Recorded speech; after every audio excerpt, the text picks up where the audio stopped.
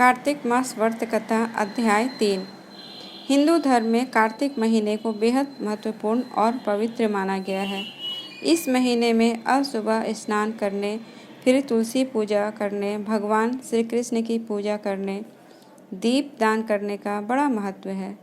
मान्यता है कि कार्तिक मास में भगवान श्री कृष्ण और देवी राधा की विधि विधान से पूजा करने, भोग लगाने और व्रत कथा पढ़ने से पूरे साल आशीर्वाद मिलता है।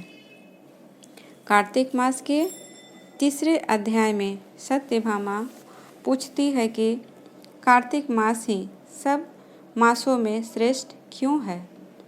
सब मासों में कार्तिक मास ही आपको अधिक प्रिय क्यों है? इसका वर्णन भगवान कृष्ण उन्हें सुनाते हैं। यहाँ विस्तार से पढ़ें। कार्तिक मास का तीसरा अध्याय। सत्यभामा ने पूछा, हे स्वामिन, काल रूपधारी आपके सभी वर्ष, मास, दिन आदि अंग प्रत्यंग एक समान महत्व रखते हैं, अतः कार्तिक मास ही सब मासों में श्रेष्ठ क्यों है? फिर सब तिथियों में एकादशी और सब मासों में कार्तिक मास ही आपको अधिक प्रिय क्यों है? हे देवेश, इसका कारण कहिए। श्री कृष्ण चंद्र जी ने कहा, हे प्रिय, तुमने मुझसे बहुत अच्छी बात पूछी। इस विषय में महाराजा वेन के पुत्र पृथु और नारद का संवाद कहता हूँ, उसे एकाग्र मन से सुनो। इसी प्रकार एक समय में नारद जी से राजा पृथु ने प्रश्न किया था और सर्वज्ञ नारद जी ने पृथु को कार्तिक मास की महिमा बतलाई थी। नारद जी ने कहा, हे राजन, बहुत दिन पहले समुद्र का शंखासुर नामक अत्यंत शक्तिशाली और पराक्रमी एक राक्षस पुत्र तीनों लोगों को मथ डालने यानी कि जीत लेने में समर्थ हुआ। उसे शंखासुर ने स्वर्गलोक में रहने वाले देवताओं को जीतकर और इंद्र आदि 10 लोकपालों के अधिकारों को छीन लिया। उससे डरकर समस्त देवगण सुमेरु पर्वत की कंदराओं में अपनी स्त्री तथा कुटुंब के साथ उसका अवरोध करते हुए बहुत दिनों तक छिपे रहे।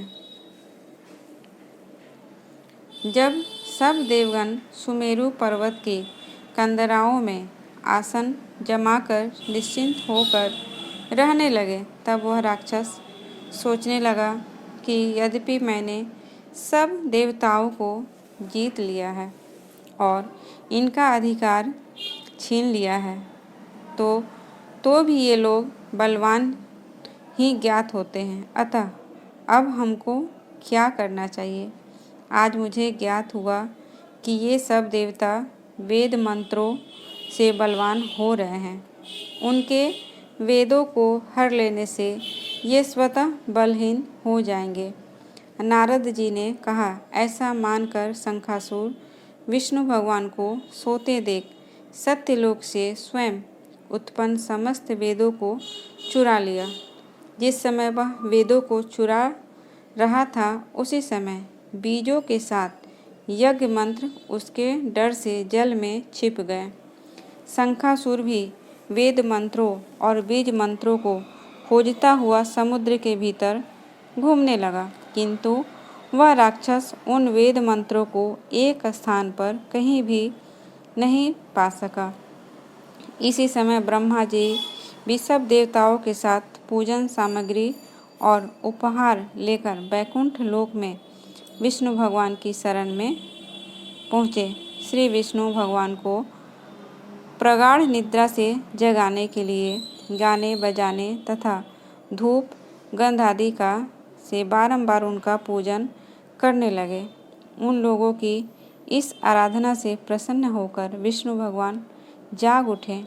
उस समय देवताओं ने हजारों सूर्य के तेज सदृश देदीप्यमान विष्णु भगवान को देखा।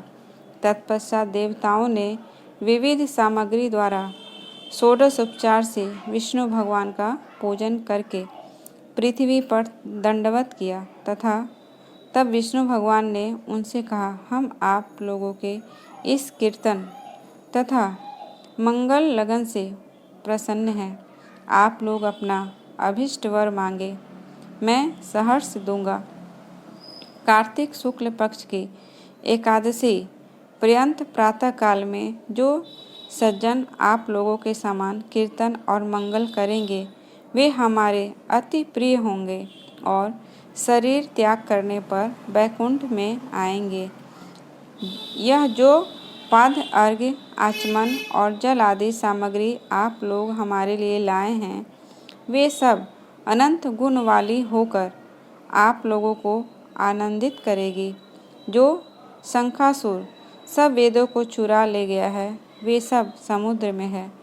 मैं उस सागर के दुष्ट पुत्र को मारकर ले आता हूँ।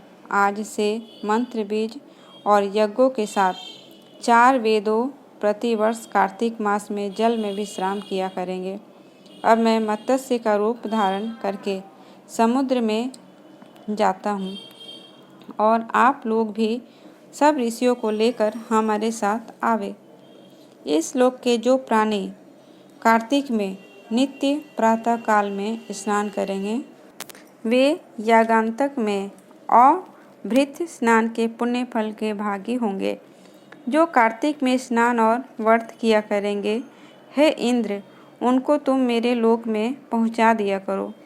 हे देवेंद्र, मेरी आज्ञा से उन प्राणियों को सब आपत्तियों से बचाते रहना। हे वरुण, तुम उन्हें पुत्र पौत्रादि संतान देते रहना। हे धनाधिप कुबेर, मेरी आज्ञा अनुसार तुम उनका धन धान्य बढ़ाते रहना, क्योंकि इस प्रकार का आचरण करने वाला प्राणी हमारे रूप धारण करके जीवन मुक्त हो जाया करते हैं। जन्म से लेकर मरना पर्यंत विधि पूर्वक जिसने यह उत्तम व्रत कर लिया है वह आप लोगों का भी पूजनीय है। आप लोगों ने मुझे कार्तिक शुक्ल एकादशी तिथि को जगाया है, इसी से यह एकादशी मान्य है और हमको बड़ी प्रिय है। हे देवता लोगों, ये दोनों व्रत विधि पूर्वक करने से प्राणी मेरे समीप पहुँचते हैं। इस प्रकार का ना कोई तीर्थ, ना कोई व्रत और ना कोई यज्ञ ही है जो स्वर्ग दे सकता है। फ्रेंड्स, अगर आज की ये कहानी अध्याय 3 आपको अच्छी लगे तो प्लीज़ इस वीडियो को ज़्यादा से ज़्यादा शेयर करें। अगर चैनल पे पहली बार आए हैं तो चैनल को सब्सक्राइब ज़रूर करें। मिलती हूँ चौथे अध्याय में। धन्यवाद।